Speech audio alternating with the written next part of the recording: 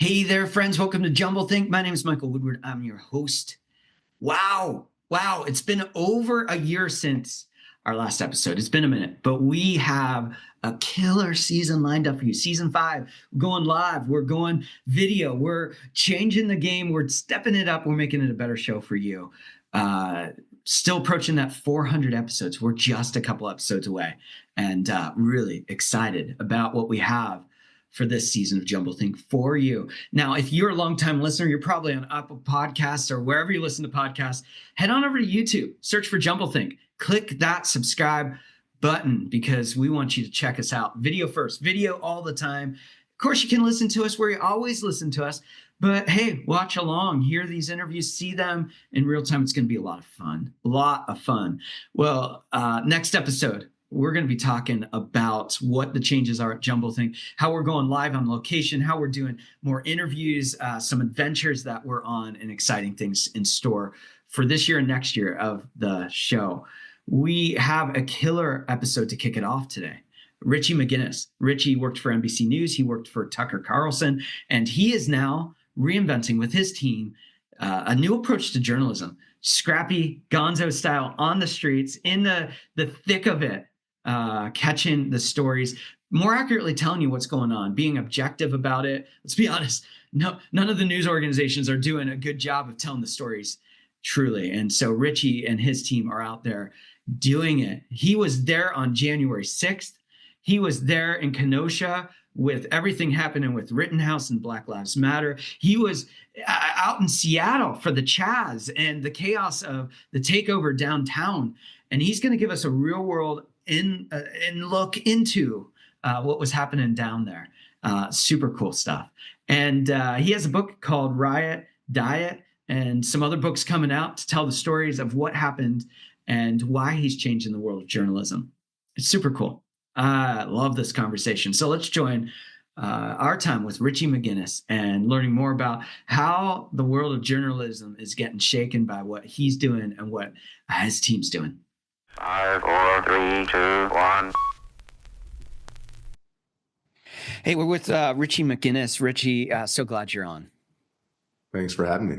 Now, I love things that kind of push the boundaries of convention and the way you're approaching things, because you started as a journalist. You've been a journalist for how long now?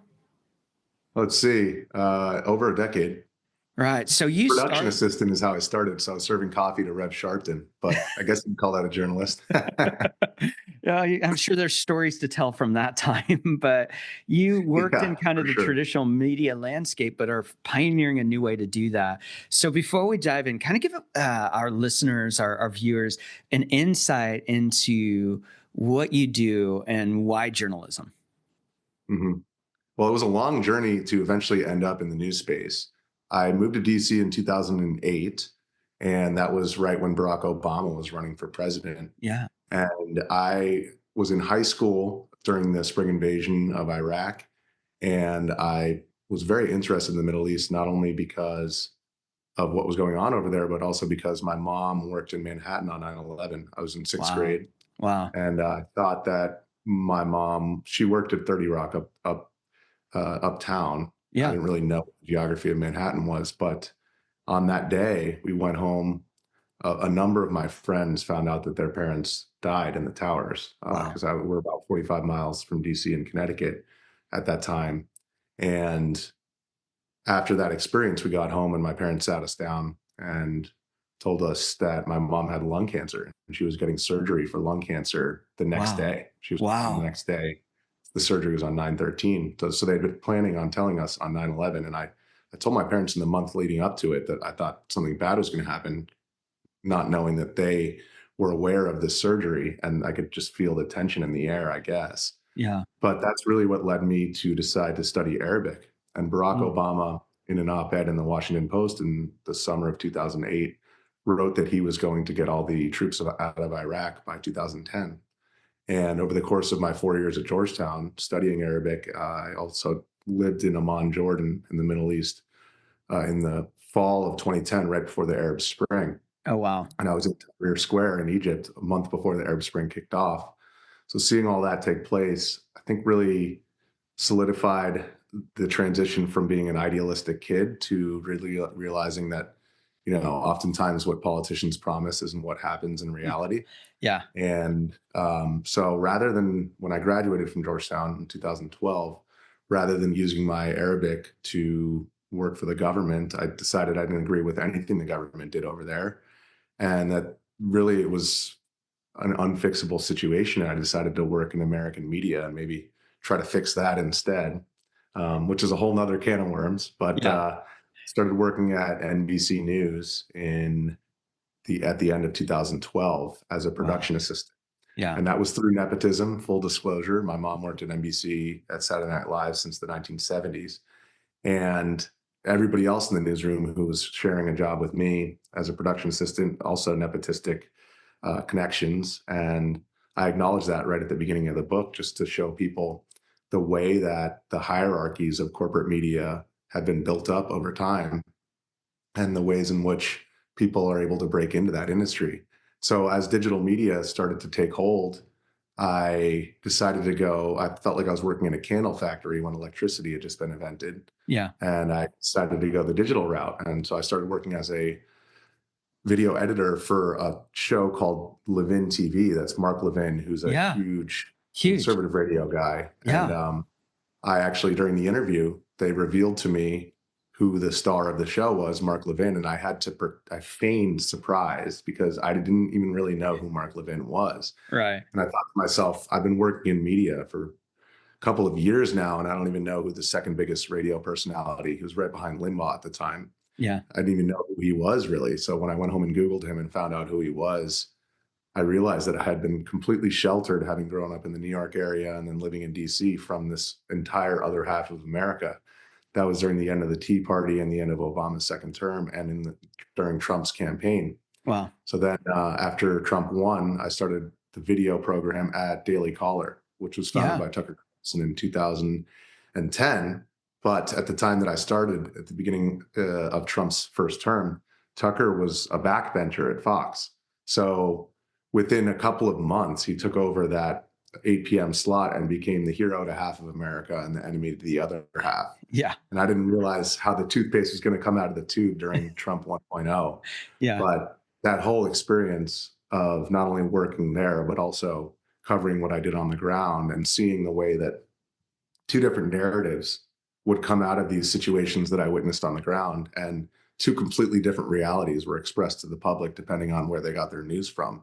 So having witnessed all that on the ground, I felt like I had a responsibility to write about what I witnessed. And the last thing I'll say about that journey is, while I was talking to publishers in end of 22 to 23, I quit my job at the Caller to write these books. And they told me that one of two things. Number one, you have to pick a side if you want to sell books in the publishing industry today, which I was unwilling to do because my story was the story of being stuck in between. I covered the BLM and also the MAGA unrest. Yeah. And number two, that Trump was never going to make it through the primaries. He was never going to be president again. And Trump was, quote, old news. And I had been in DC long enough to know that what the press wants to happen isn't necessarily what's going to happen. Yeah. And Yeah. I knew that, that what I had witnessed was going to be written about in the history books. And I decided to start my own publishing company, Pigeon Press, pigeonpress.com, and do it on my own. And the only thing that really gave me the courage to do that was synchronicity. Actually, Anthony Swafford, who's the author of Jarhead, my cousin got drunk with him at a writing conference 20 years ago. Wow. And through that connection, I was put in touch with him. And Swafford was the first person of all the professionals that I talked to who were telling me, you can't combine the memoir with the chronicling. You can't add history in there. Nobody writes like this anymore, because it's very much Gonzo style, like my own subjective perspective, rather than here's why my side is right and yours is wrong. Yeah. And he's the first person to say, I believe in this project. And so once I got him on board, I said, all right, I'm going to do it on my own. And so here we are. Wow. There's, three vastly different perspectives on media right there. NBC to Tucker Carlson to kind of blazing your own trail on creating your own gonzo approach, as you talked about. Now, the book you mentioned there, I'm assuming that's Riot Diet? Riot Diet. So Riot Diet 1 covers all of the BLM stuff. And as I was deciding how to parse the book out, I realized that Riot Diet 2, the sequel, was the perfect sequel because it was the same story told with a mirror image of the other side of the political spectrum descending into chaos Wow. in a not exactly the same, but a very similar way, where they came to distrust the police, who were the enforcers of the institutions that they felt were corrupt. It was obviously coming from a different angle, but that's when I decided that it had to be two books. And so Riot Diet 2 will be coming out in a couple of months, editing it now. Super cool. Now, there's a lot to unpack here. One of the things I found really crazy is what and correct me if I'm wrong on this. I think I'm right on this, but is that a lot of journalists in the NBC, ABC, CNN, even Fox or MSNBC, if you are out and about, let's say you're going out and doing campaign coverage, you are almost embedded and in one worldview for that entire duration. So you may be only seeing like, oh, this is what's going on the Trump side, or this is what's going on Harris's side, or whoever happens to be running at the time, and you get a really narrow focus on the worldview of what you're experiencing, and there's like a lack of reality. But you being able to bounce from Kenosha to BLM to the Trump campaign to all of these different places, how do you think that different approach allows you to have a more maybe rounded or maybe available worldview, that you can see it a little bit differently than those who might just be entrenched in a specific dogma or specific, just even being embedded around the same people? You may disagree with them, but you're going to be influenced by that specific worldview and your interpretation. Yeah. So there's two categories there. There's the corporate media, and I would definitely put Fox News in the same category as MSNBC, Yeah. CNN, where seeing the way that these programs are scripted, literally scripted, they have scripts that you hand over. Like when I was Rev Sharpton's PA, I would hand him the script along with his tea and toast before the show, and you see what all the talking points are. All of these shows, there's 24 hours of cover, at least 12 hours of dayside and primetime coverage. They cover the same talking points from their respective perspectives. And it very much is this canned version of what's going on. And very rarely do people who are doing the job that I was doing on the ground actually get to put their voice forward. And if they do, it's within this context of you're getting asked questions that only serve to satisfy those particular talking points. Yeah. And it's really, you're not getting the perspective of the people who are actually there. It's just a bunch of pundits sitting in their multi-million-dollar studios telling people what they should think. Yeah. And the other category would be new media, which what's concerning for me now in Trump 2.0 is the way in which new media is falling into those same trenches. And the only way that you can get attention to your platform is if you're engaging in the same kind of whataboutism of, this side is always wrong and our side's always right. And if you're standing in between those two trenches, you're certainly going to get blasted. And I'm not asking for sympathy. I put myself here. I'm the middle of three boys. I've been in the middle ever since I can remember. So I'm just kind of in the lane that I think is the lane that I should be driving in. Yeah. But that being said, it comes with a lot of baggage and also the difficult task of bringing attention to the more nuanced perspective than just, hey, these guys are terrorists and everybody retweet what I'm saying because it satisfies your worldview. Yeah. I don't remember the author. We had a guest on right after, towards the end of Trump's first term. And he was talking, the book's called Redneck Revelry. And in the book, he said, okay, what's really going on? Because this guy's from the Okefenokee swamps, but then he is working in academia and in media. And he's going, the two worlds that I see, the one I grew up in and I have friends there, and the one that I see here are saying stuff and nothing's lining up. There's no sense of reality between the two. And so he went down the deep dive of looking at statistics and data. And what he found, which was shocking at the time, was that the same voters that voted Obama into office were the same voters that voted Trump into office. Yes. And the narrative that's being told isn't true. And you talk about, I would call it polarization, in which you get your audience emotionally tethered to the news to a point in which they're almost angered and outraged, so they have to tune back in because there's just another catastrophe on the way. Trump's going to do something stupid, or Biden's going to say something that just doesn't make sense. Whatever the narrative is on both sides, how do we have a breakthrough moment in media and news? Because let's be honest, their end goal isn't to tell the news. It's not to be accurate. Their goal is to make lots of money.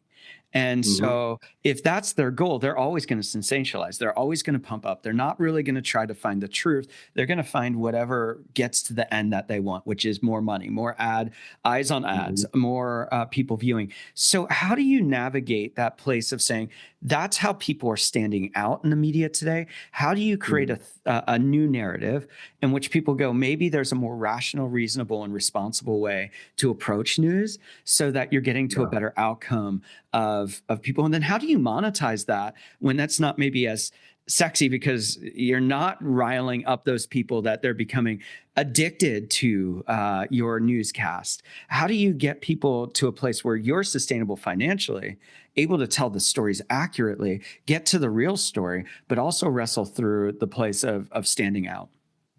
Yeah, well, I guess I'll start with the problem and then we can get to the solution. So in the book, I discuss at length how those, as our discourse has been transposed from the print medium and the cable news medium into the digital realm, how I was able to keep my business of running this video team that I built to 10 people, how I was able to keep it sustainable, and what footage sold and to whom, and how that footage was then cannibalized and taken out of context in many respects and turned into exactly what you're talking about. We call it a hate click in the business. It's a joking manner, but there's a very real and serious implication from that. Yeah. And when you're scrolling through your news feed, it's not like you have a captive audience where somebody buys a newspaper or tunes into a particular channel. They are scrolling, and if you want to get their attention from that news feed, then you have to appeal to the lizard part of your brain and not the frontal cortex that does all the heavy thinking. Right. So when you're going for those hate clicks, I mean, that is the way that these news media businesses function in the modern era. And within those news feeds, you have two different echo chambers that are pushing out two completely different narratives based upon the same event taking place. Kenosha is like the perfect example of that. Yeah. I've been thrown into the middle of that particular story as both a victim. I didn't ask to be named a victim, but I told the police I looked down because something went past my legs. Turned out to be the first bullet that Rittenhouse shot. I think it was the first bullet. There were 4 shots in 0.75 seconds, but I was both a named victim and a witness, key witness in that case.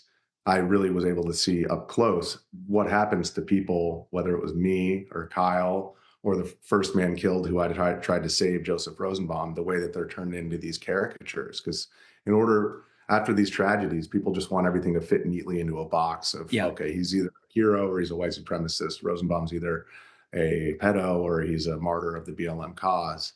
And I didn't know Rosenbaum's criminal history when I tried to save him. So that's also something I talk about in the book, is the difference between experiencing these things firsthand and seeing it through the pixels on a screen. Yeah. But I think that the solution there is people discerning for themselves.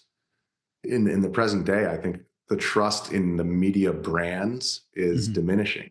Yeah. And the trust, its authenticity is the new currency in the discourse. Yeah. And so what people should be looking out for are the individuals who are speaking up in the discourse, who aren't just pandering to those two distinctly different echo chambers, and who are sticking to their authentic voice. And that's why, I knew that I was making a major compromise and starting my own publishing company, because I wasn't going to get the distribution that the big 5 have, and I wasn't going to get it in bookstores right away. Right. And I would start on Amazon, and I would have to get all of these media appearances just like this one on my own. And that was going to be a long slog. I mean, looking back, maybe I would have taken the easier route if I had known how hard it was going to be, but I don't have any regrets because I've learned a lot along the way, not only about how news functions, but also now the publishing industry.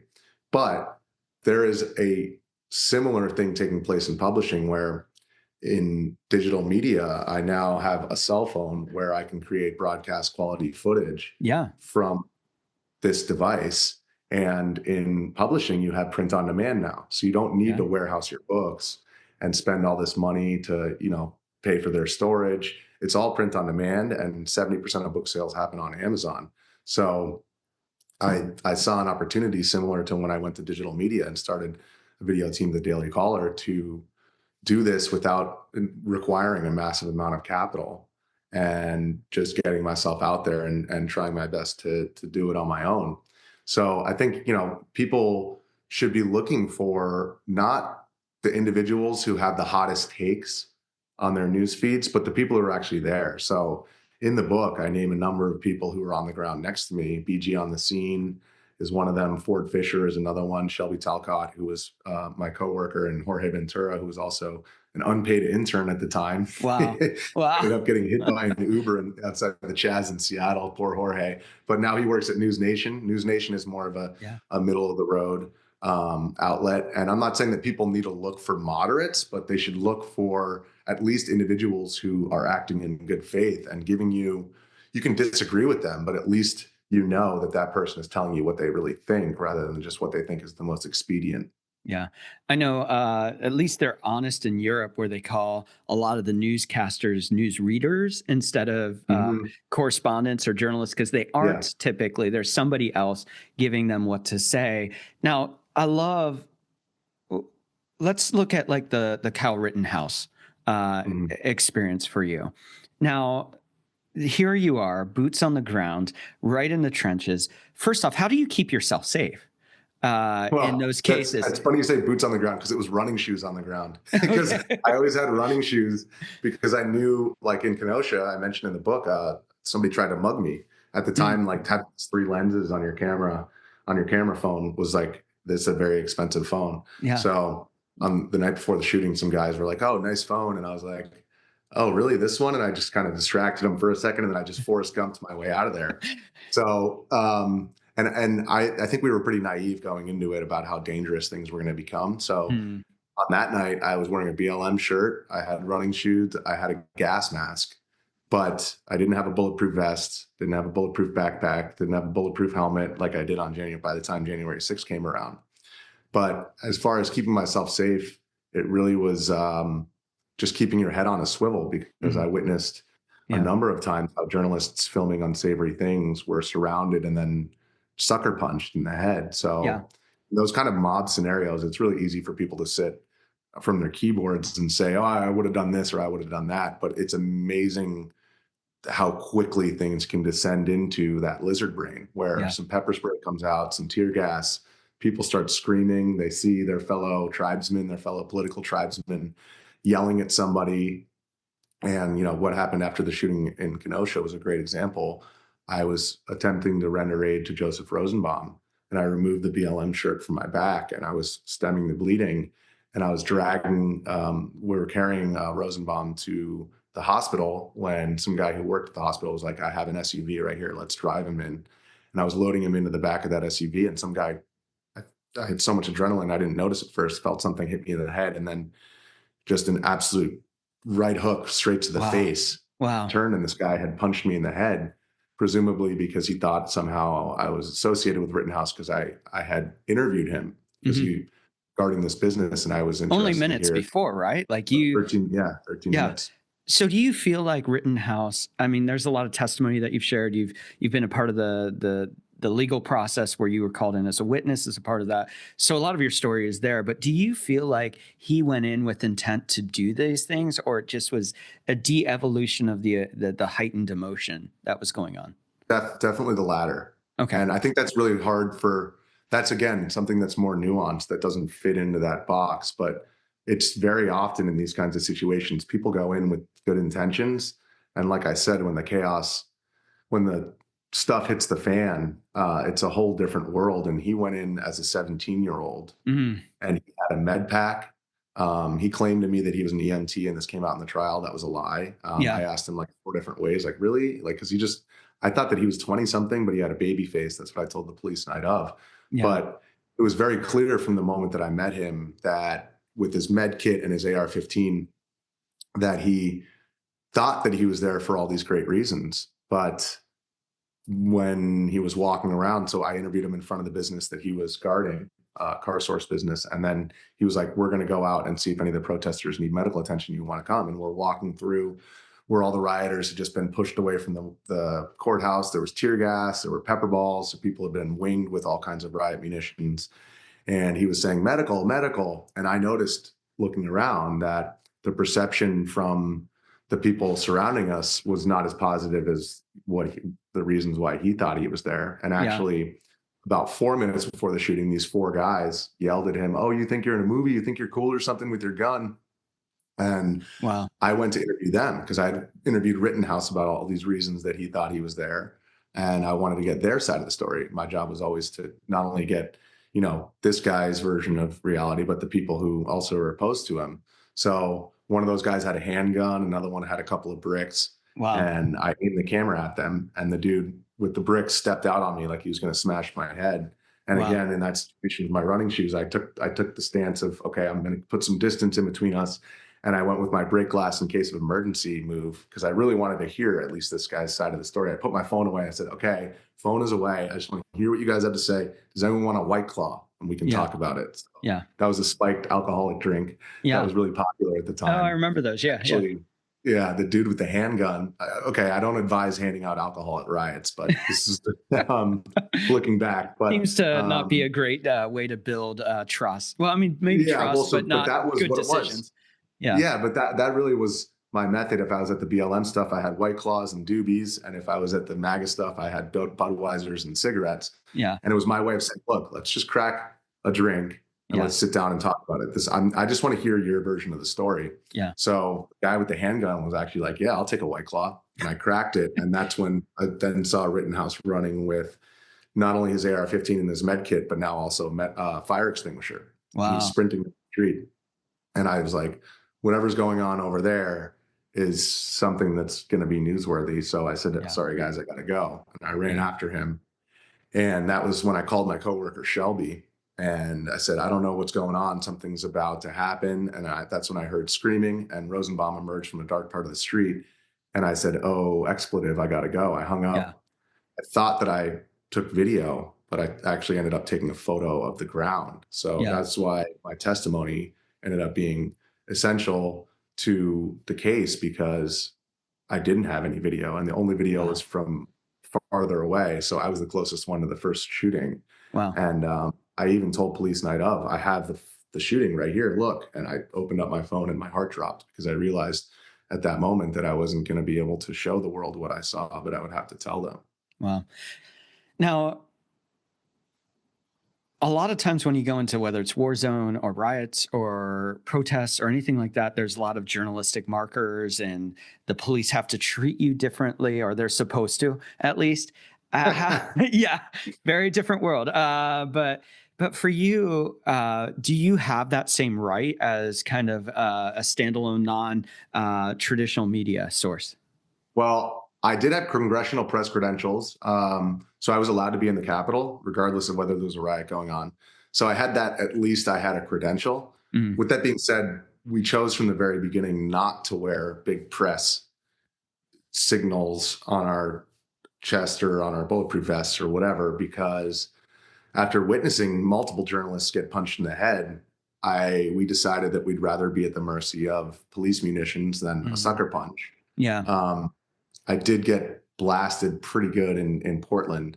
I was just wearing my gas mask, and I got pepper sprayed hundreds of times on January 6th. Wow. Because I, didn't have that press signifier. So whether or not I would have been treated differently is maybe a different story. I got beat up in Wauwatosa, Wisconsin, even with my credential.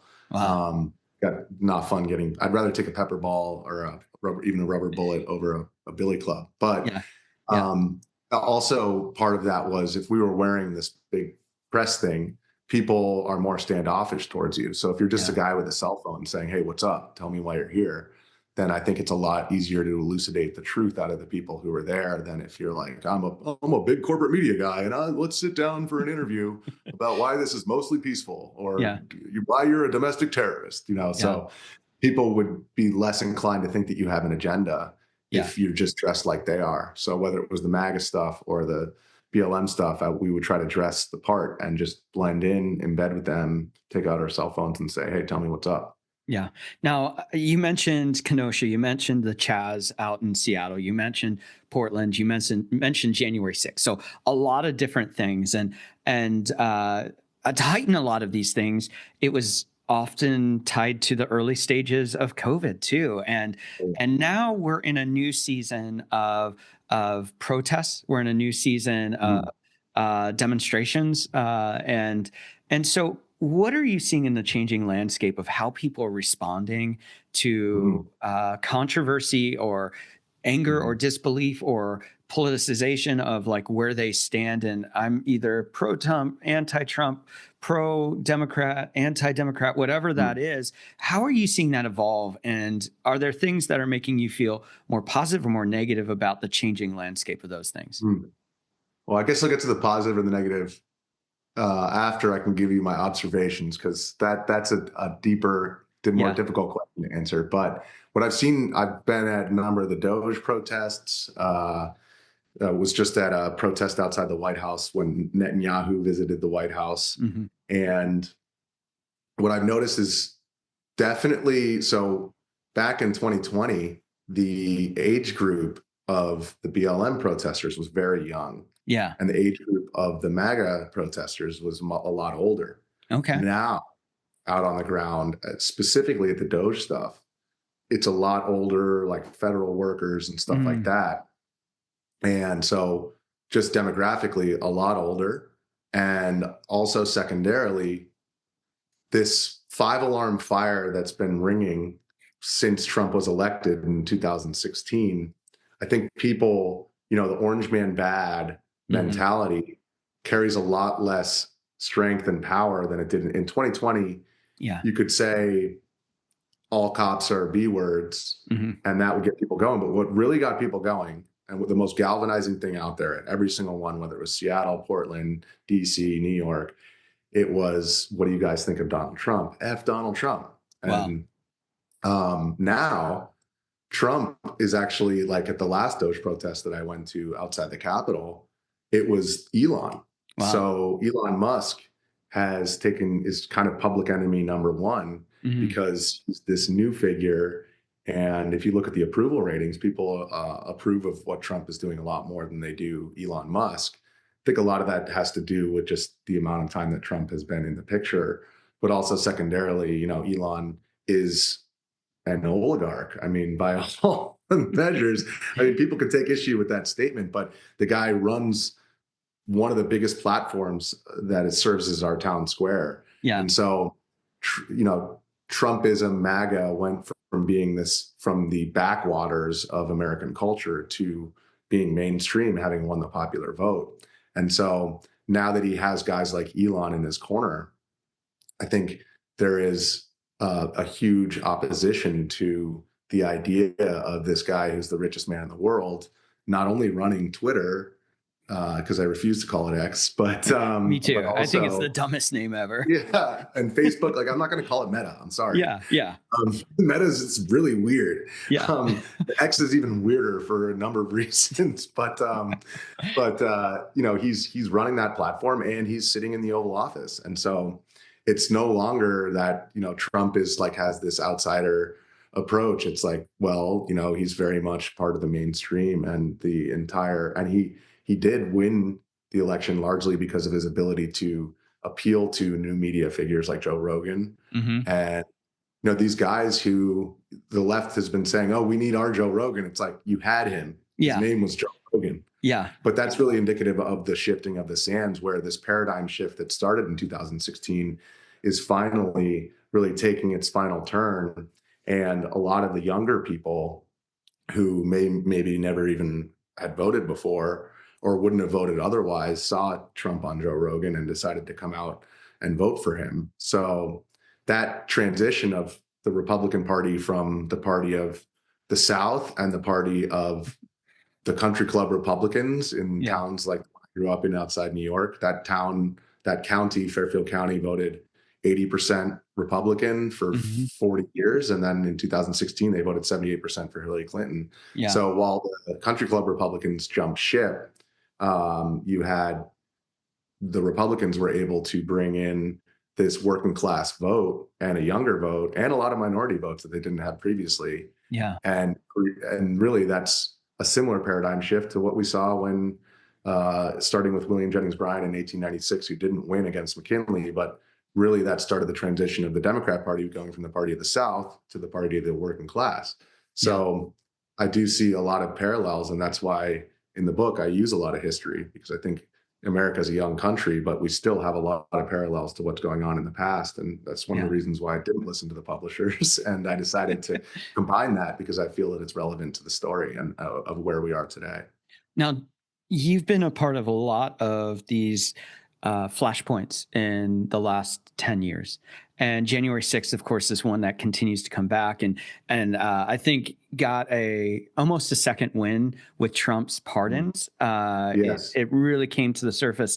Now, being in that environment, is there a perspective that you can bring that might be different on were the outcomes maybe in the courts justified? Were these people, what were they were branded as? What is your take on that as somebody that was there talking to them, trying to understand, trying to hear? That's a great question. And I guess what I'll start with is what I saw. So it was very similar to what happened with BLM, where you have in Portland, for example, 5,000 people come out and there's demonstrations in front of the courthouse and there's speeches and the sun's going down. And then by midnight, there are 500 people, 1/10 of that total number, smashing into the fence with their umbrellas and their gas masks and the express intention of agitating police, drawing them out and drawing this confrontation where it becomes a spectacle. And as soon as the footage hits the internet, that goes viral because of how violent it is.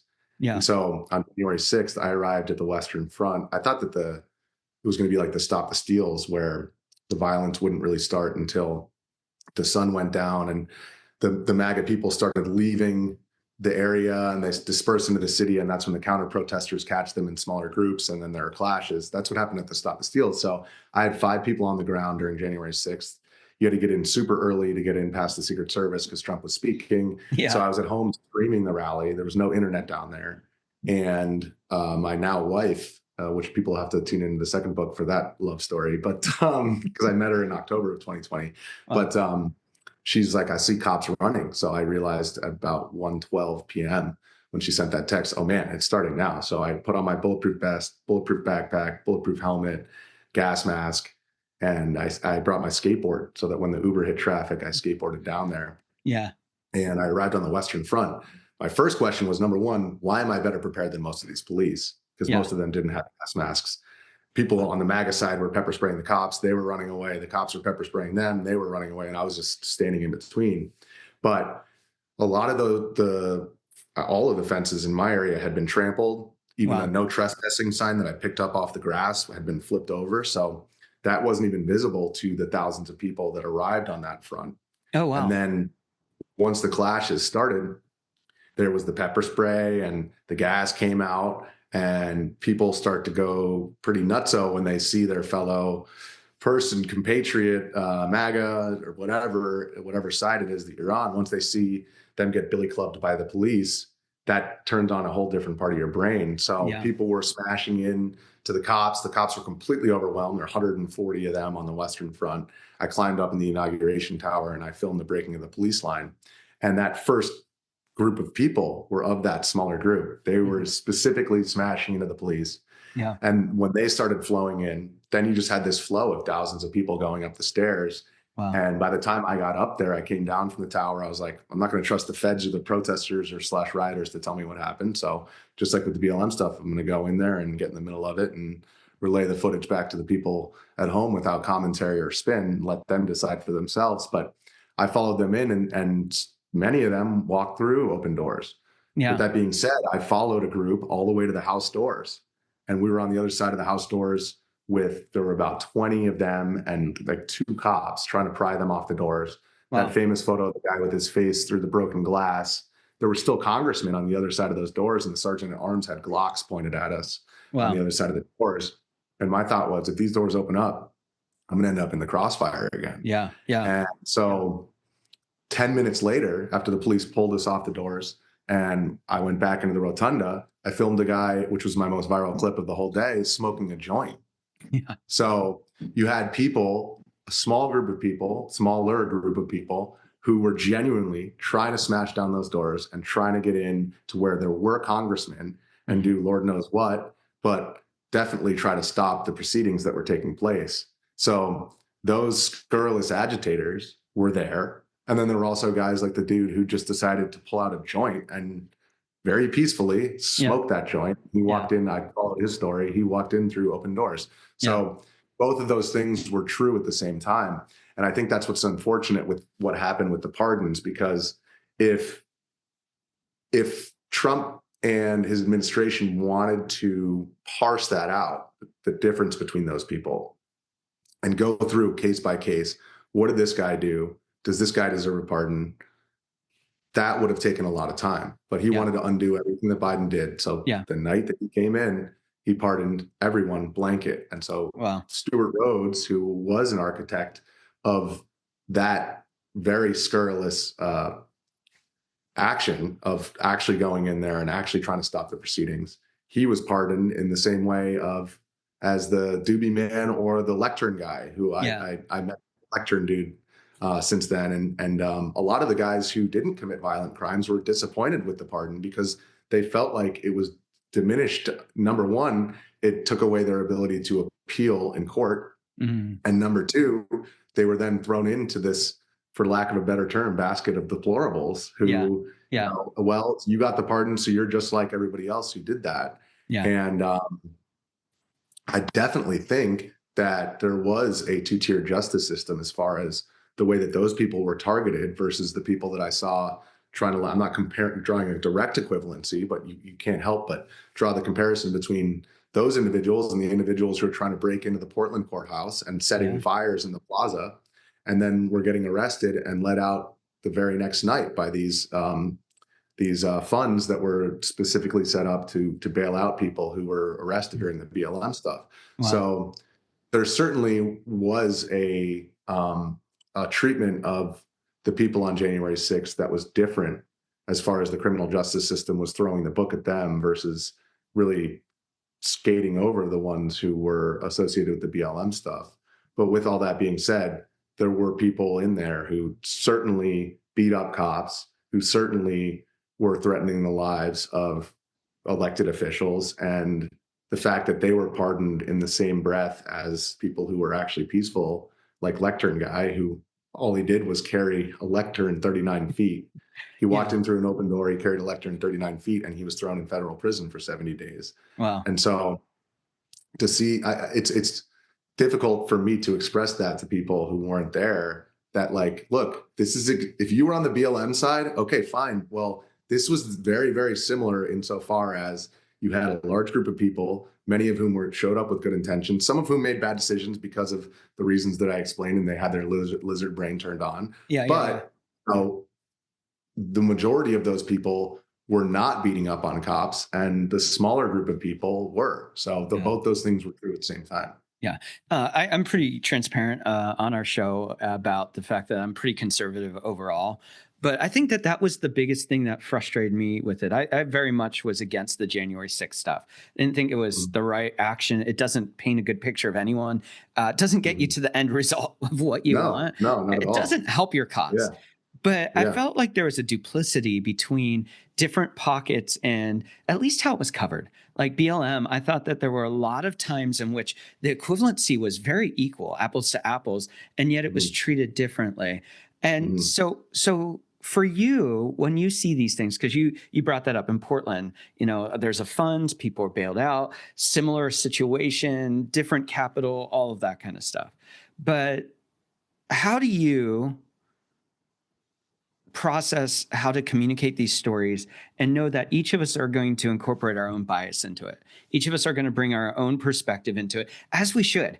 I think that's the biggest frustration on the Yes, media side for I me is agree. just be honest about where you are. Yes, I agree. It's like But no one's unbiased. It's right. not the way that Yeah. it goes. Everyone has a presupposition based on their life experience. It is who we are. So how do you try, because you seem to be one that you're going to paint the picture, you're going to interview, you're going to get diversity of voices, you're going to have these conversations. How do you distinguish between this is news and accurate and this is opinion? Because let's say Yeah. CNN, Fox News for sure, MSNBC, like 99% of that's opinion. So how do you differentiate that? How do you tell that? Because your voice is what helps sell what you're doing, is that people are coming to hear, Richie and his view, his interpretation. You're going to hear those stories. You're going to have some transparency there. How do you filter that? How do you communicate that? How do you get that out to the world around you? That's a great question. And it was the number one question that I had while I was writing the book, which is how do I tell the story of what happened in Seattle or what happened in Portland or January 6th? And the way that I did it was, okay, number one, here's the history of this place. And this is kind of like Portland was the most racist city in the West. People forget that. And it still only has like a 3 or 4% Black population. And so the people who were actually out there is almost entirely white people who were out there, especially the ones who were violent with police. And so I set the scene of, okay, this is what this place was.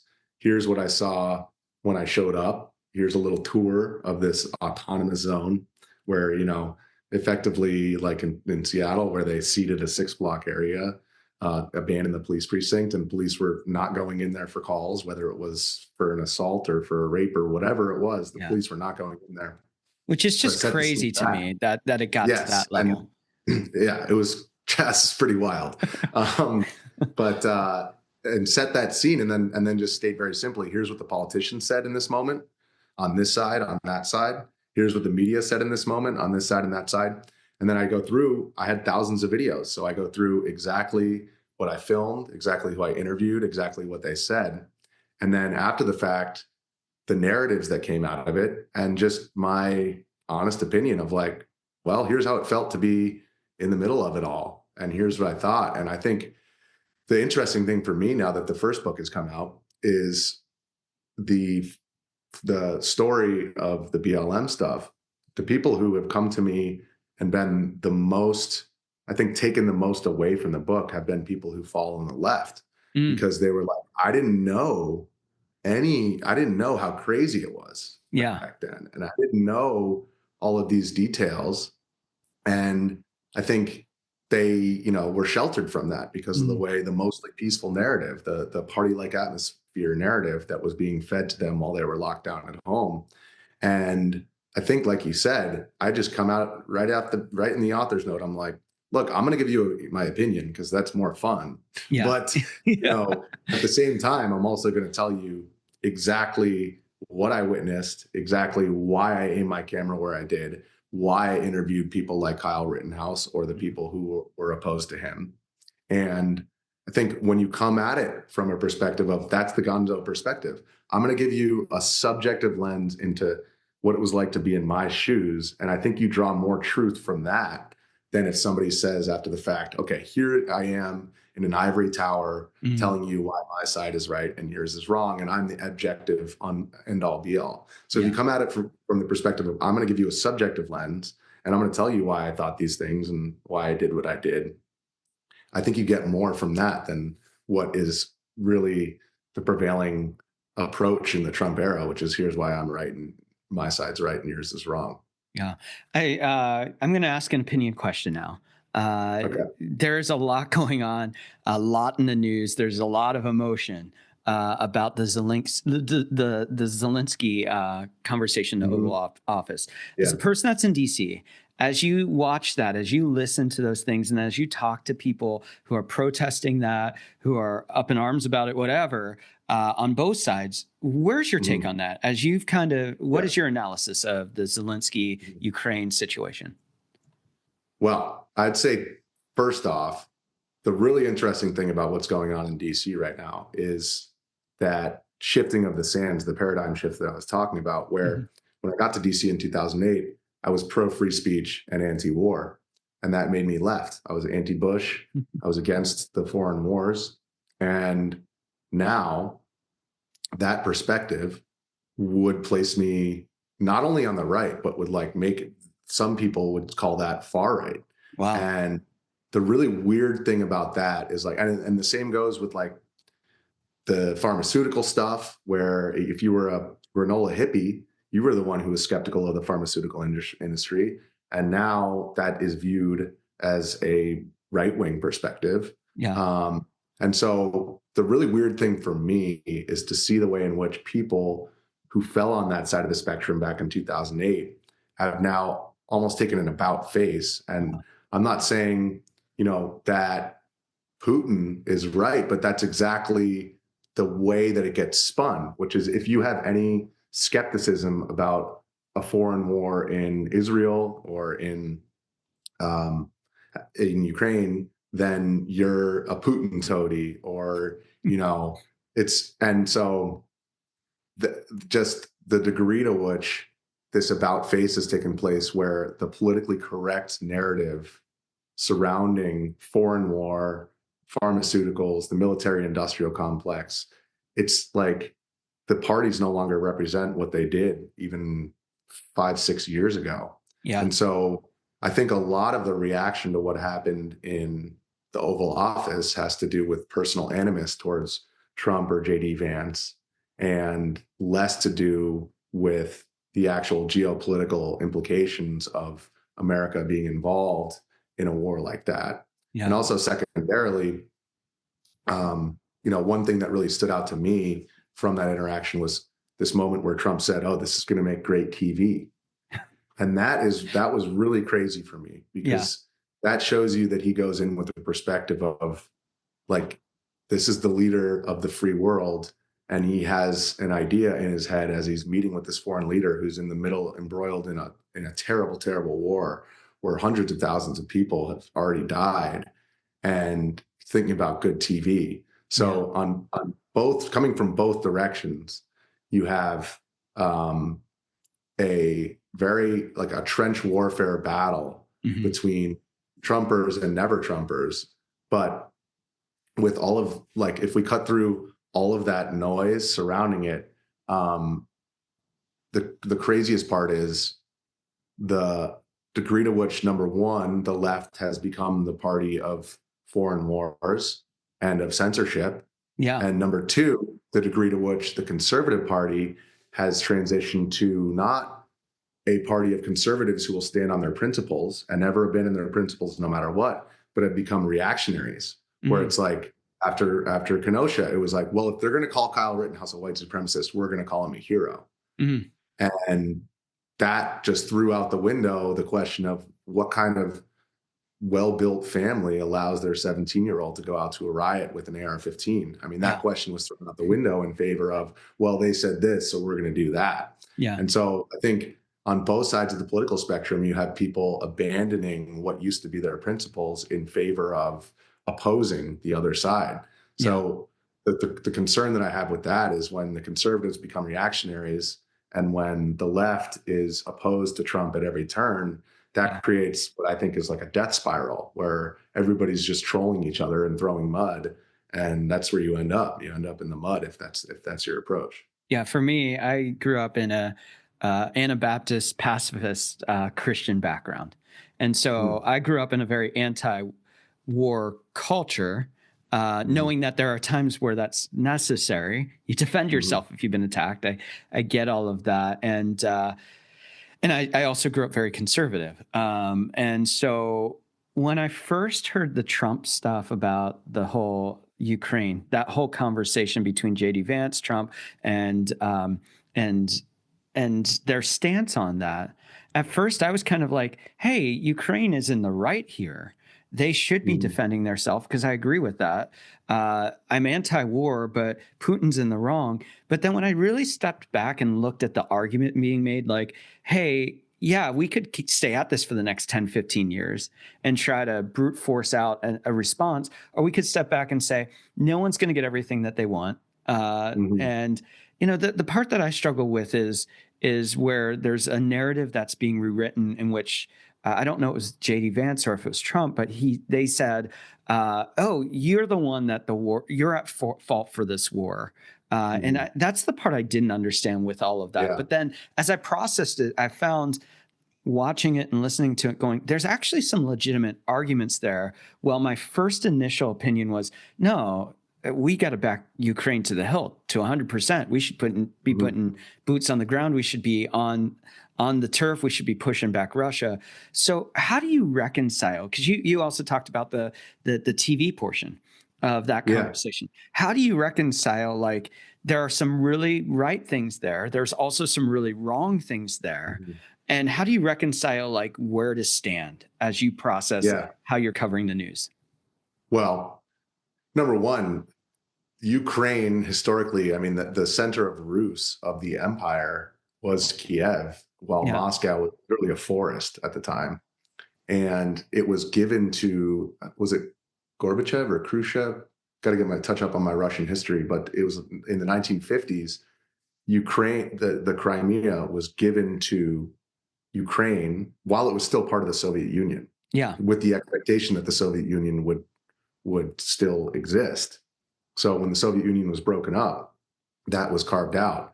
But that particular spot of Eastern Ukraine, there are a lot of Russian speakers. And then also throw into the mix the fact that in 2014, there was a CIA-sponsored coup of the pro-Russia democratically elected leader. Yeah. And so those are just historical facts that exist. Yeah.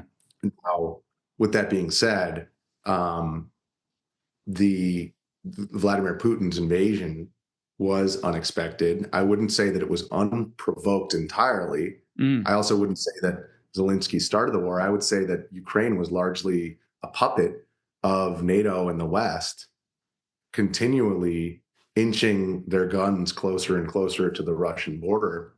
And, that's similar to what happened in Cuba during the Cuban Missile Crisis. Yeah. Where, and so this is the crazy part, is that, like, we're calling Putin this horrible dictator, which he is. At the same time, what do you think is going on in Saudi Arabia? Yeah. And even, what's going on in Israel. If you want to get real news coming out of Israel, you go to the Israeli press, because the American press is more inclined to side with what Israel is doing right now than the Israeli press. And so it's really easy for us to sit with two massive bodies of water on each side of us and moralize about these war zones. But if you actually put yourself in the mind of the leader of one of these countries, there is no right answer. And so going in with that perspective of, there's a problem here, and like you said, not everybody's going to get what they want, and just saying, well, Trump wants this, and so therefore him and Putin are one and the same, is the wrong way to go about it. And then vice versa, saying, well, because Zelensky got support from Biden, then he's certainly corrupt, but so is Putin, right? So, so it's like, there's not really a right answer beyond, I think the ultimate answer there is what is going to end the bloodshed. And if you look at the Ukrainian people getting dragged off the street and conscripted into the military, I've talked to a number of Ukrainians who live in DC, and they're like, thank God I got out of there when I did, because it's so bad over there. And, anybody who's a man over there doesn't want to get sent to the front lines. And I think it's really easy to sit here when we haven't committed any troops to the conflict and say, well, we got to do this and fight till the bitter end, and not give a single inch to Russia. Well, what if it was your kid getting sent to the front lines into an absolute meat grinder? Would you favor some concessions then? So I think, you have to place it in reality and also understand the history of these places. And it's just, we have it really good in America, and it's really easy to sit here and armchair quarterback it when you're not the one who's got skin in the game. Yeah. I've been watching a lot of commentary from former CIA operatives, agents, executives within the agency. And it's interesting how what you laid out there about the history of Ukraine and Kiev and that whole transition, a lot of what people are digesting the news through is really lacking information that's based on longevity. And I think America, more than any other country, has a very short view of everything. Yeah. And whereas, like, you think of the Middle East, you're talking thousands of years Exactly. of worldview, and they're thinking in that worldview forward. But what they were pointing out to me is just how often we're not as innocent in our country from the leadership, especially the CIA and other entities who are doing these coups and other actions, some of them well-intended, some of them based on agenda. And it seems like that's one of the things that's coming to the surface more and more as you have different operatives that are saying, hey, we can't do this anymore. This isn't the values in which we signed up for. And so for you, as you tell these news stories, it seems like a lot of people, journalists, government operatives, business owners, Elon Musk is an example of that, whether you like him or loathe him, who are willing to put their reputation on the line for standing on truth versus assumption or bias or agenda. For you with Pigeon Press, how are you selecting the team that helps champion the values you have? Because it's very clear from what you say that there are things that you stand for when it comes to journalism and telling the story that you won't betray those values. And that's part of the integrity of how you're telling the story. So how are you selecting the people? How are you making sure that you keep on task? Because, it's real easy. You get a corporation that has an executive who then makes a decision, and finances. When that money starts flowing, it changes the dynamic on decisions. How are you keeping it so that you stay true to the values in which you set out to approach? Well, assembling my editorial team was the perfect example of that. I had Anthony Swafford, who he doesn't really fall on one side or the other politically, but he's a jarhead. And so he has a certain very tough worldview. And then I balanced that out with my copy editor. She did a developmental edit and then a copy edit. Her name is KD, and she ran a publishing company for years. And she's a bleeding heart liberal from San Francisco. Okay. And so the similarities between her and Swafford were that they believed in the mission of telling the truth. And the difference was they had completely opposite worldviews. And so it's not so much I'm looking for people who share my viewpoint. In fact, quite the contrary. I'm looking for people to cover my blind spots. But with that being said, it is difficult in this day and age to find people who have the intellectual fortitude and the open-mindedness to open themselves to another perspective. And really, like, when I'm finding the people who are going to write the next story, I'm actually working on a book about Muhammad Ali. I have a guy who is his trainer. He's like 87 years old now. That's cool. And I picked him and his story, not only because he had crazy stories, but because the stories that he was telling me were so counter to the narratives, the kind of revisionist approach to history. Yeah. And he was telling it like it is. Yeah. So the stories that he was telling me, I'm like, whoa, that is like way, way too spicy to go, in a Simon & Schuster book. Yeah. Because that's the way that people talked to each other back then across the races, because things were bad racially back in the 1970s. And for people that don't know, Muhammad Ali was opposed to the Vietnam War, and he refused to be drafted. And so he wasn't allowed to fight. And this guy, Reggie, who was his trainer, he helped him get his first fight in Atlanta, Georgia. And the stories that he's telling me about his interactions with Muhammad Ali are like, they're saying things to each other that are definitely not savory and that people would never say in 2025, but that's the way that it was. Yeah. So I'm specializing in what I call pulp nonfiction. It's like cheaply manufactured books that, sure, they might not be bound perfectly, but the stuff that's inside of there is real. And we're not going to water it down just to fit a PC narrative. And really what I'm looking for are people, who aren't afraid to state that truth. And I think it's really easy to kind of tailor your perspective based upon what's going to get the most retweets, because it satisfies worldview on this or that. So I think you do have to look under a couple of rocks and really ask people tough questions in order to pick the right person to help edit your book. Because it's like, they have to, like you said, not hide their bias, but at least be open to reading another perspective, tell you what they really think, and then be okay with the fact that, okay, yes, I agree with you on this and this, but I'm going to break this rule and I'm going to break that rule and let's do it. So Yeah. that's So the way cool. I've been approaching it so far. Yeah. Now, the name Pigeon Press, you told me you're going to tell the story behind the name. Oh, So yeah. Okay. I've got to ask that. Okay. So I was freelancing after NBC and before I started working for Mark Levin, and I was covering a weed protest of all things on tax day in 2015. And I don't know if people remember the story, but there was a guy who flew a mini helicopter, a gyrocopter, straight down the National Mall and landed on the Capitol North lawn. Yeah. And at the time, I was doing a lot of drone work. So the logo for my company was a pigeon because I had worked for NBC as a peacock. It's a flightless bird, and it's totally useless in this cocky bird. And the pigeon flies up and gives you the bird's eye view. Yeah. So I immediately ran to the closest satellite truck. And this whole story is in the second book, so I'm giving people a little preview. But I ran to the nearest satellite truck. You can tell the big news company because they don't have the microwave truck, which has like this little pole that goes up. They have a huge satellite. Yeah. So I found the satellite truck and I hopped in there. It just so happened to be the NBC satellite truck. And it was this camera guy who I used to work on his timesheets and get him his lunch. And I was like, yo, Mark, what's up, dude? I think I got some footage. So I called my assignment editor, Tony, who had been my boss previously. And I was like, I think I got some footage for you. And he's like, yeah, I'm busy. And I'm like, no, check out these screenshots.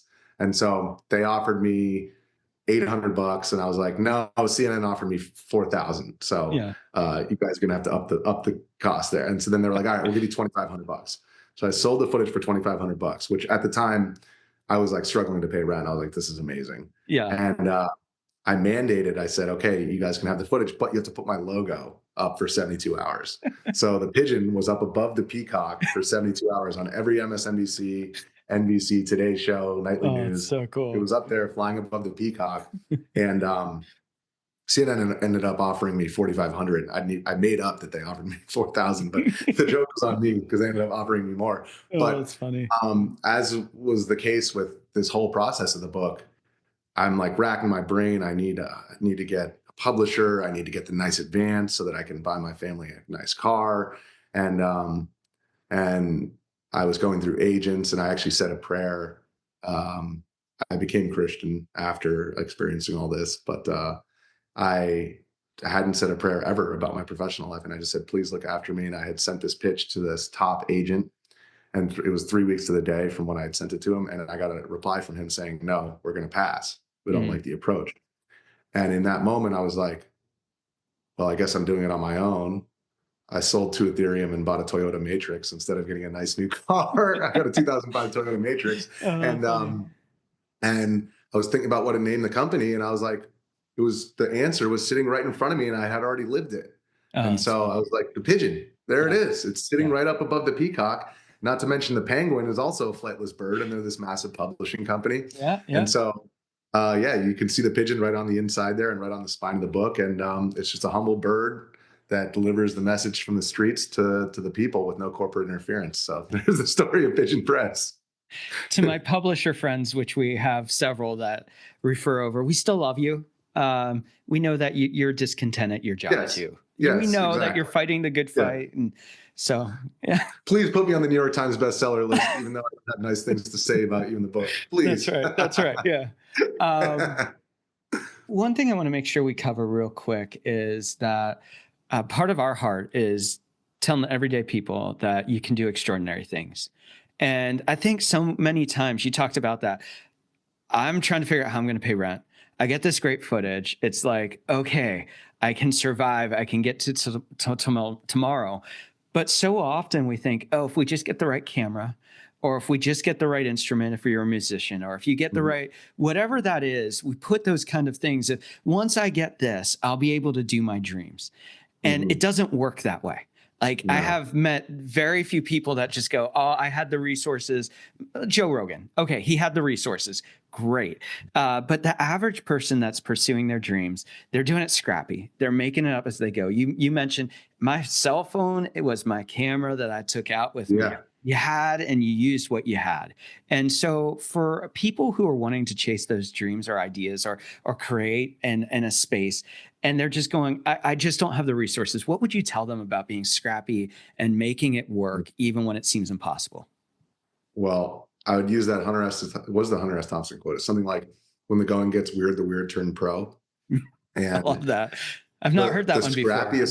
Yeah, I mean, the whole reason why we even covered the protests in the first place was because my business exploded overnight when the pandemic happened. And I go through that in the book, where we were doing all this on the ground stuff. I had a bunch of 20 somethings, kids who were new to the business, and we're paying them peanuts. And, I myself bartended while I was a production assistant because I couldn't afford rent otherwise.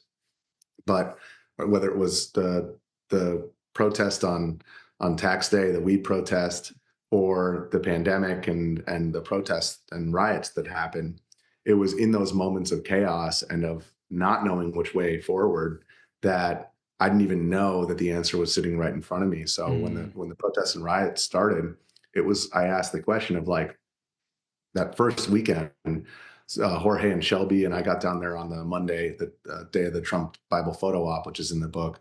It was very Weird clear moment too. Very weird. Yes, As a Christian, that is still very weird to me. Yes, and people can. I was there, and I was on broadcast live on CNN in front of the police line, so people can read about that. But in that moment, that first weekend, it was very clear that the corporate press with their big cameras were not able to get the same fly on the wall perspective that we were with our cell phones.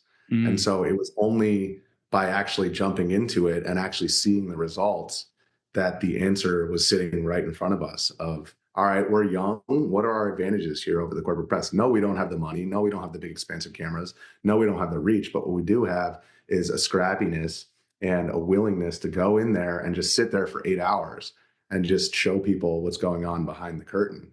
And so it wasn't until we actually jumped in head first with nothing but a cell phone that we were able to realize we had found this lane that nobody else was occupying at that time. And so I think the hardest thing to do is to put yourself out there in the digital age, where you're going to be hearing the comments, and you're going to be hearing so many people say this and that about everything, and everybody has an opinion now. But the real important thing is not putting your hot take on Twitter so you get more retweets. It's finding your lane. What is everybody else doing? What are they not doing? And how sometimes your greatest weakness is your greatest strength. And so I think with respect to the pandemic and the protests, it was like the fact that we were young and nimble was exactly what allowed us to just turn on a dime and go to these places where the correspondents had their big security teams and they couldn't, just sit in there as a fly on the wall. So and that's what go do it. That's what we found with our business was every time the economy takes a dump or there's COVID or something like that, that's when our business has done the best. And it's like where we grow the fastest. That it's the whole blue ocean concept of find the blue water, get out there, swim alone. And I love that concept. How can people find you and find Pigeon Press and find these books? Pigeonpress.com. And Richie McGinniss, RICHIEMCGINNISS. And that's the same on all social media platforms, no spaces. And I think the Pigeon Press itself is indicative of exactly what you're saying. All the publishers were saying, oh, the business is so hard and you have to pick a side. You have to, either throw in your hat with this side or that if you want to sell books in this day and age. And it's like, sure, it's been hard selling books with my approach, but with all that being said, I can be 20 years from now, somebody can pick up the book and get just as good an idea of what happened as right now. So I think people are just coming around now to, okay, well, maybe everything that I was told wasn't true. And I think as time goes on, it will age like a fine wine, hopefully. I love that. And I'm excited to watch what you guys continue to do. I didn't know about you guys until we were introduced, and I've become a fan of what you're doing. I just really enjoy watching your approach. It just feels, you used the word early on in the interview, authentic. And I do agree with you that that's what the world is looking for. Like it's the emperor's new clothes. Like, hey, something's not lining up here. And that authenticity and that realness, I so appreciate. So we're becoming big fans at Jumble Think of what you're doing with Pigeon Press. We always wrap up with one final question. It's one of my favorite questions to ask everyone I meet. What's one dream you're still wanting to fulfill in your own life? I want to tell longer form stories. And the dream that I've always had was to make my way onto feature length stuff and to combine the writing with the video. And so one day, hopefully, probably not in the near future, but hopefully one day, I still got, still got some years in me, as long as I don't get, winged by any more, don't follow any more kids with AR-15s into dark alleyways. But I want to make my way into not only longer form books, but eventually combine the video with the writing. I love it. Richie, thanks so much for taking time out. I hope we connect up again in the future and share more of these stories. So there's a second book, so got to do it. I'll see you soon. All right. Sounds good. Thank you so much. Steve. Appreciate it. Wow. What a story. What a conversation. Oh, wow. Lots about what's going on with Richie. We'll have the links in the notes below, wherever you're listening or watching. So you can go check out the book so you can learn more about what's happening with Richie and his team. Wow, wow, wow. Well, we are back next week telling you about what's happening at Jumblethink, what's happening in our world, and what changes we're making to this podcast and our adventures forward. So make sure to tune back in. Wherever you're watching, subscribe right now. Click that little bell and make sure that you get the notifications. Lots going on. Well, so fun. Thanks for joining us. Thanks for being along for the ride. Thanks for listening to this conversation. Season 5 off to a killer start. Got so much more for you in 2025. See you soon.